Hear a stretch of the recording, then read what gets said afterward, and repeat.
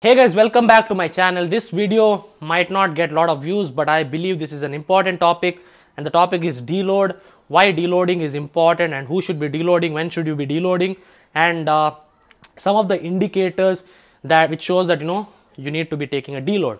Now there are two types of people in the gym. I always like to give examples.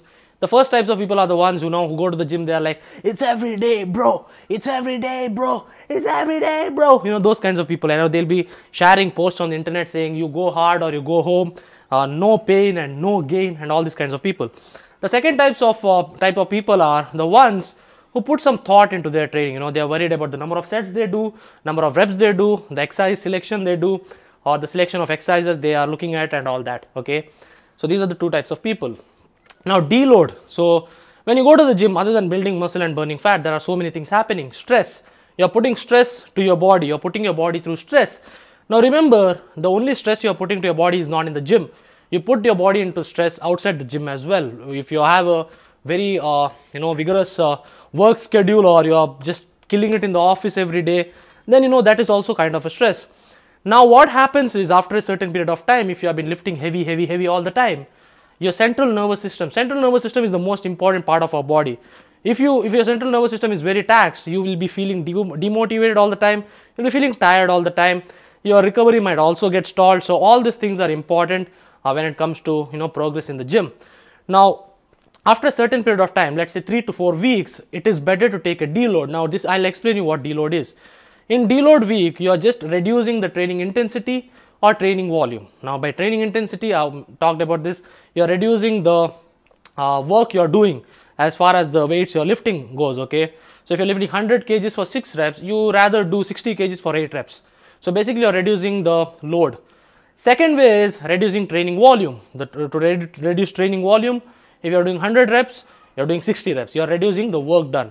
So you can do either of those, whichever you like. But I would always go with the, still sticking to the almost similar weight, but reducing the total reps or total sets that I do in the workout.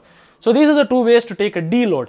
Now in lots of studies, they have found that people who continuously went to the gym for 12 weeks versus people who took a 3-week break total in those 12 weeks, they build the same amount of muscle. So this clearly shows that, and maybe that person might have gained more strength as well.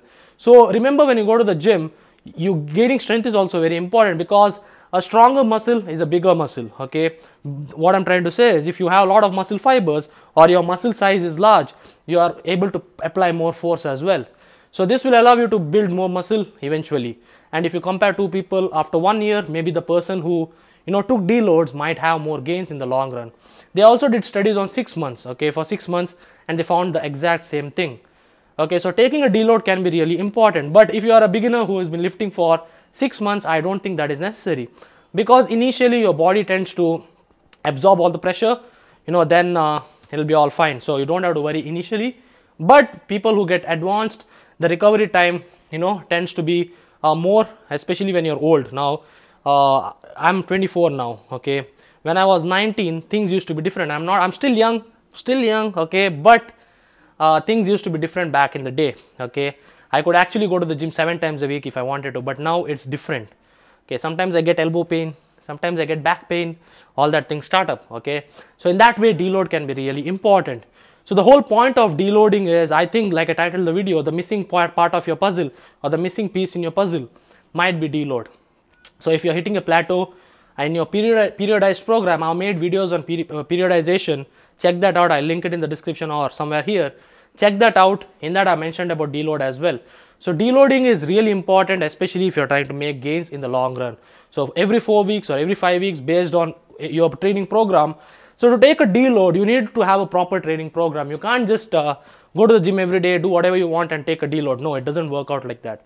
So if you have a proper structured training program that you can follow, if you want any training programs, you can check my programs out, one-time plans for 12 weeks, which includes deloads, in the description box. Now I have strength programs and bodybuilding programs as well.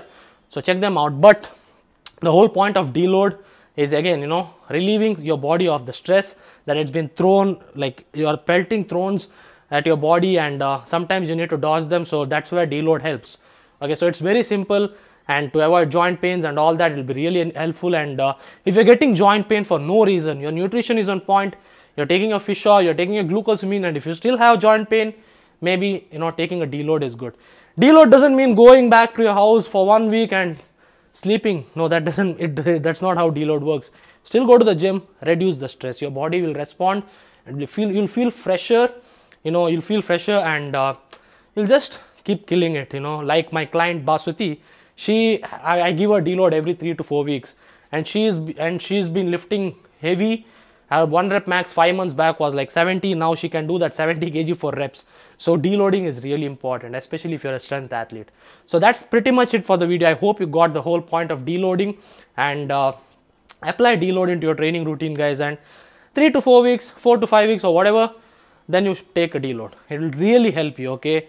Don't just detrain your body, means don't just stay away from the gym, because it might set you back and your rhythm might not be that great. And remember, guys, the practice makes you perfect, okay? So keep practicing your lifts, but again, reduce the load once in a while, or reduce the workload, as in the amount of work you're putting your body through once in a while, okay? So that's pretty much it for the video. Simple topic, but really this might be the missing piece of your puzzle, or in your puzzle. So, you know, take deloads, your puzzle is complete, okay? So thanks a lot for watching my video. Take care and peace out. I'm sweating, guys. Look at me, guys. It's so hot. It's so hot here. You won't believe it, okay? So thanks a lot, guys. Peace out.